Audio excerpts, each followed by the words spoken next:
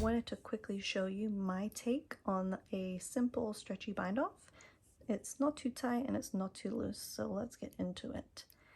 You want to bind off wherever your stitches are on the like on your needle. So like at the moment, these are all knit stitches, but if you had knit some pearls or all pearls, you would just go into these live stitches as they are. So because I'm all knits, I'm going to knit 2, and then I'm going to pop that left hand needle in those front loops of those 2 stitches and knit through the back loop. And then I'm going to knit 1 and continue with that motion of knitting them 2 stitches together through the back loop. And this is very quick. Like I said, it just adds a tiny little bit of stretch. It's not over flared, it's not mega stiff, and it's just a really quick and easy motion to get down. And I like the finish that it gives on the top. It's almost like a braid with some little pearl bumps in there, so it's cute.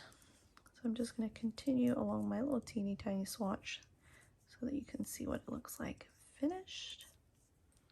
But yeah, just knitting 2 stitches and then knitting them together through the back loop is pretty much the whole premise on it.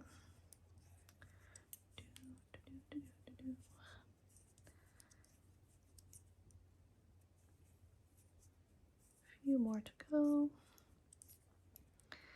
And you'll see on my little teeny tiny swatch, I use this for the make one right and make one left video, so it's got a little extra fabric, like it flares out, but that is from increasing. That is not from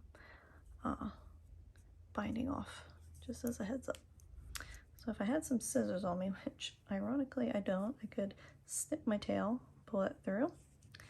But that is your little bound off swatch. That's what the edge looks like. I think it's a pretty edge, and it's got a little bit of stretch to it. Like I said, it's not too little or too less. So there you go, my take on a simple stretchy bind off.